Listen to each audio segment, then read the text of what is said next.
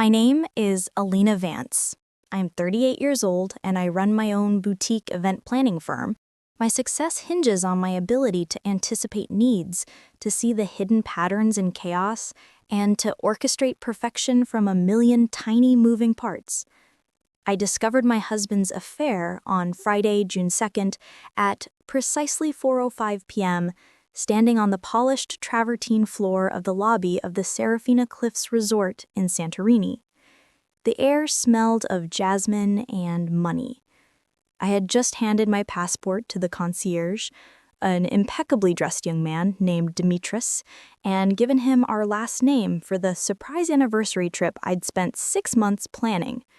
He glanced at it, then his eyes lit up with recognition as he looked past me to my husband, Mark. "Ah, Mr. Vance, a pleasure to welcome you back. We have your usual suite prepared, the Aegean Vista, and as per Ms. Thorne's specific request, we have already placed the extra pillows in the closet." He then gave a subtle nod to the bartender across the lobby, who immediately held up a bottle of Macallan 18. "And Andreas has already begun preparing your scotch, neat, for your arrival." I stood there, frozen, the leather-bound itinerary I'd designed myself feeling like a lead weight in my hand. I was in a hotel my husband had apparently frequented enough to have a usual suite and a usual drink with a woman named Thorne who knew his pillow preferences. The surprise was entirely on me. I met Mark when I was 25, drowning in the chaos of a corporate gala I'd been hired to salvage at the last minute. A speaker had canceled, the floral arrangements were wrong, and the AV system was failing. He was a guest, a structural engineer who saw a system in distress. He didn't offer platitudes. He quietly found the circuit breaker, reset the system, and then helped me stack 200 chairs at 1 a.m. He said he admired the underlying architecture of a well-executed plan. He was solid, grounded, a man made of bedrock in a world of shifting sand. Our love felt like the most stable structure I would ever build.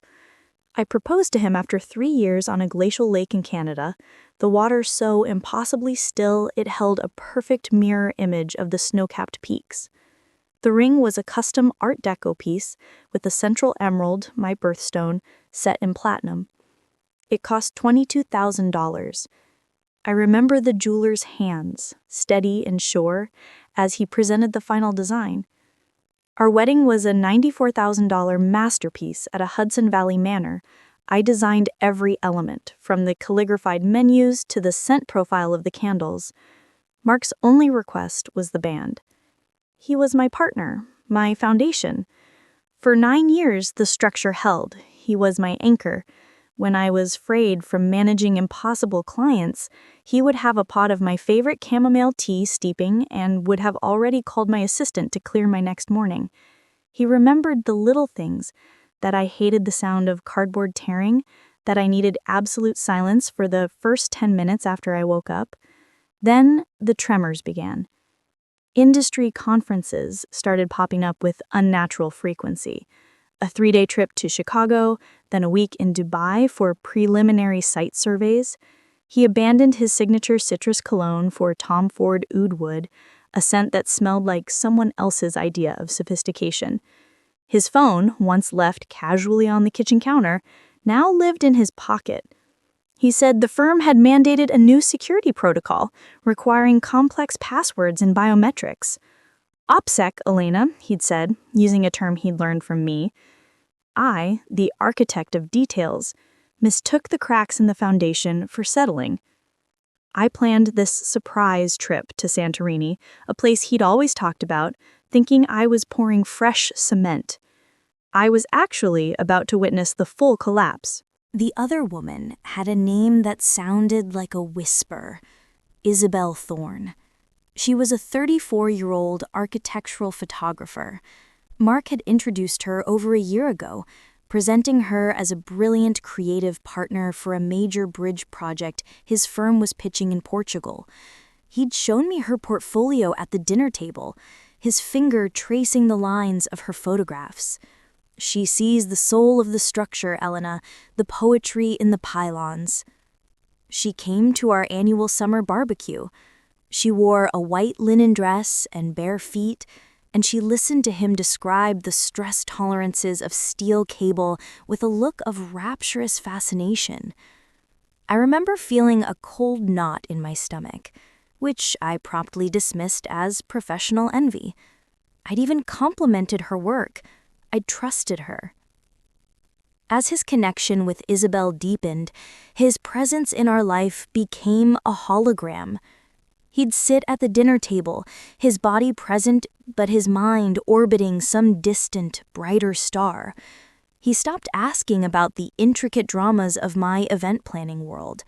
The man who once helped me storyboard a wedding timeline for 8 hours now couldn't listen to a 2-minute anecdote. Yet, the framework of our shared life remained, and he expected me to maintain it.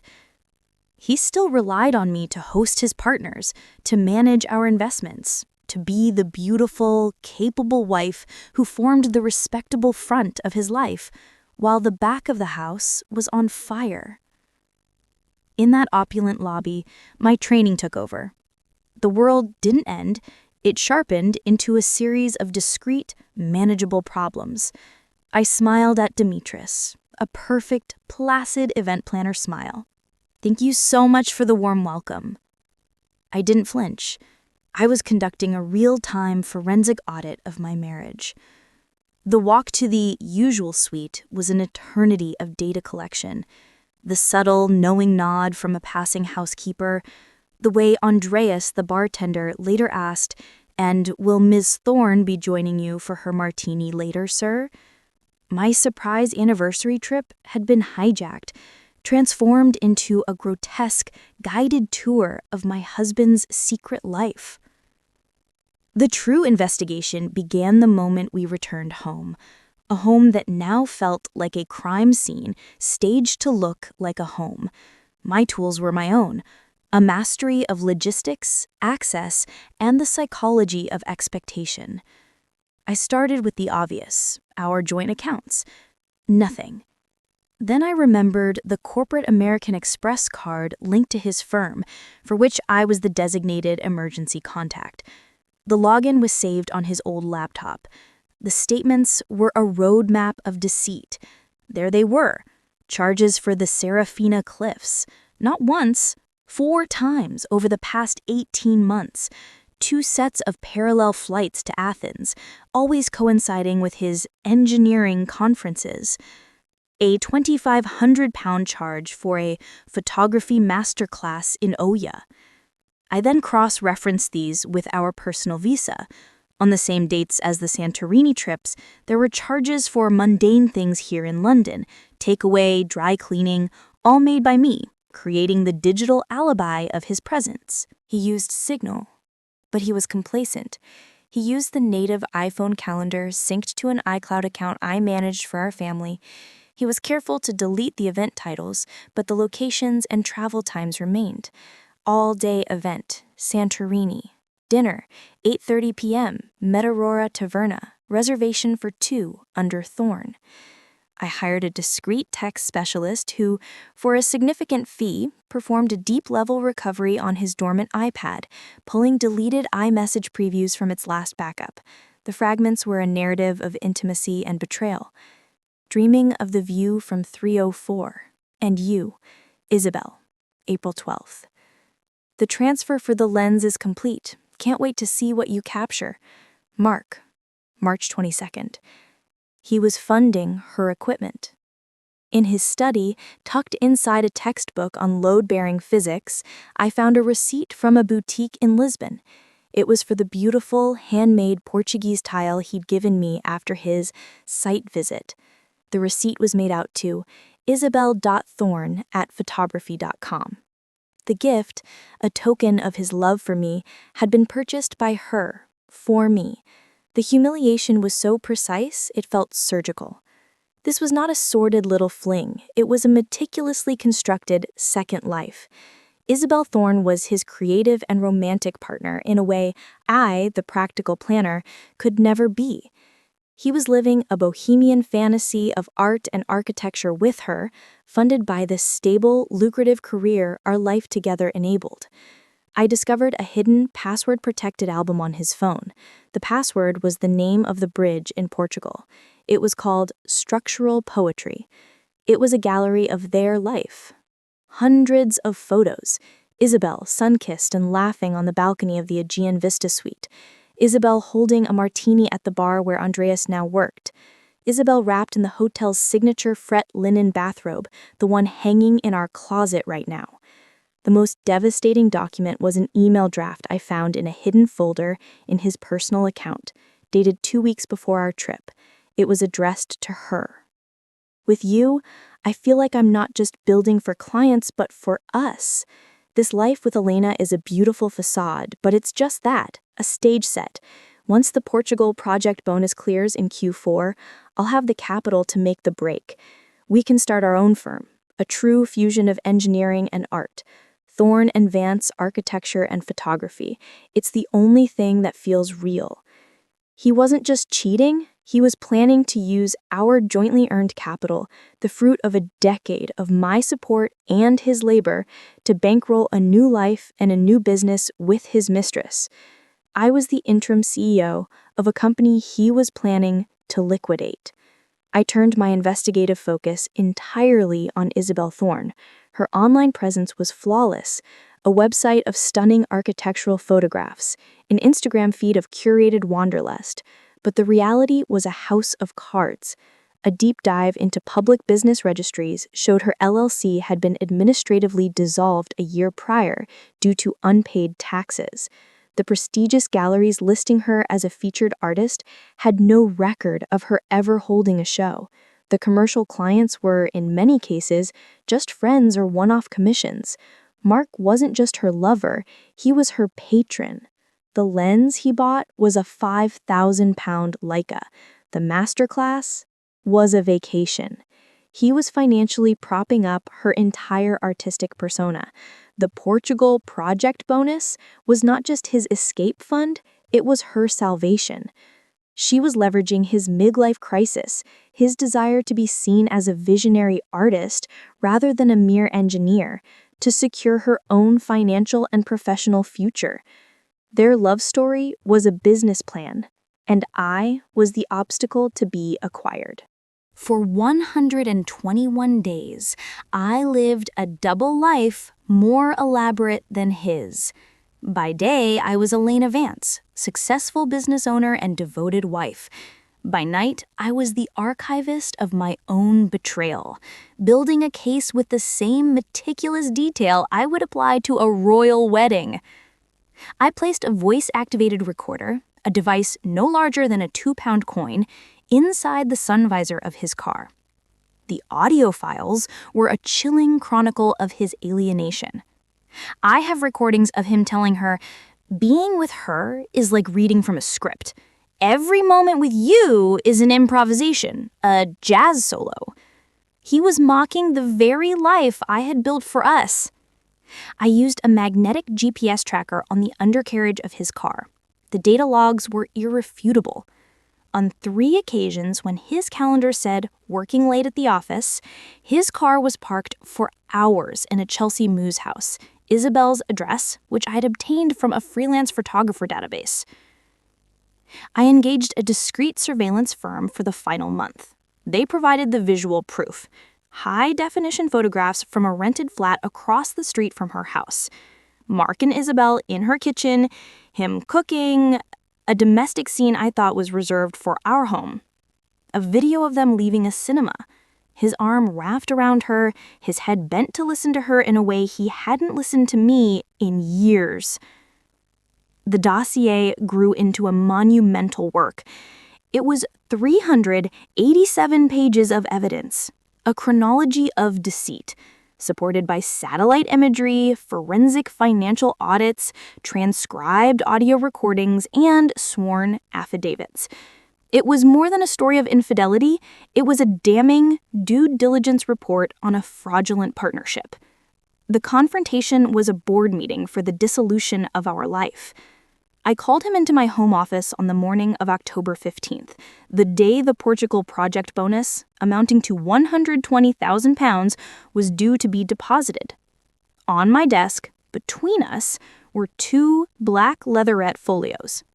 I slid the first one across the polished wood. This is an executive summary of your partnership with Isabel Thorne. It covers the last 18 months, including financials, travel, and your business plan for Thorne and Vance. He opened it. The first page was the photo of them on the balcony in Santorini. His face, usually a mask of engineering calm, underwent a structural failure of its own. The blood drained, leaving a gray, waxy pallor. Elena, my God, it's not what you think. It is precisely what the data shows it to be, I stated, my voice even, devoid of tremor. The evidence is not emotional. It is empirical. I tapped the USB drive next to the folio. The full data set is here. Audio, video, financial transfers. It is comprehensive and, I assure you, would be compelling in any court of law. I then slid the second folio to him. This is the term sheet for our divorce. You will agree to it. You will sign over your entire share of the house to me as restitution for the £48,720 of marital assets diverted to your parallel life. You will relinquish any and all claim to my business, Vance Events. The Portugal bonus, which cleared into the joint account at 8:02 this morning, has been legally moved to an escrow account. It will be used to reimburse our savings for the embezzled funds, with the remainder constituting my rightful share.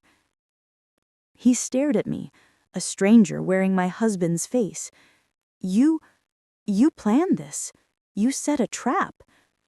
I conducted an audit, I corrected him, and I have already disseminated a redacted version of this dossier, focusing on the misuse of company resources and your attempt to use stolen proprietary project data to start a competing firm, to the senior partners at your company. Furthermore, Isabel's primary gallery sponsors and her Instagram following of 85,000 have been provided with a link to a curated presentation detailing the true source of her recent artistic funding. I believe her brand of authentic artistry is about to be critically reevaluated. The consequences were swift and merciless. Mark was not simply fired, he was professionally erased. The partners, fearing liability and reputational damage, accepted his immediate resignation. The scandal followed him. The engineering world is a small one. He now works for a third-tier firm in a lesser city, his name permanently tarnished. Isabel Thorne's carefully constructed empire of aestheticism crumbled to dust. The gallery severed all ties. Her social media, the platform for her curated life, became a graveyard of deleted comments and exposed lies. The last I heard, she had abandoned photography altogether and was working for a property rental agency. The fantasy could not survive the withdrawal of his funding and the exposure of its fraudulent foundation. Our social circle, built over a decade, evaporated for him. The story, supported by irrefutable, almost clinical evidence, made him a pariah. The man of substance was revealed to be a hollow man, his integrity compromised beyond repair. The house is truly, deeply mine now. The silence is no longer an absence, but a presence, one of peace. I had the navy blue paint I'd always wanted mixed and applied to the living room. It is a deep, profound, and peaceful color. My daughter lives with me, and our relationship has deepened into something unshakable. We have Taco Tuesdays. I help her with her science projects on structural integrity. We sit in the garden and talk about the constellations, My business has flourished, freed from the emotional drain of sustaining a lie. This was not revenge. Revenge is a hot, impulsive emotion. This was restitution. It was the cold, meticulous process of rebalancing the scales. I learned that the ultimate cost of betrayal is not paid in a single moment of drama, but is tallied across 1,000 small deceptions, a hidden receipt, a deleted calendar entry, a knowing glance from a bartender. I was merely the accountant who finally tallied the books and called in the debt. And I made sure it was paid in full.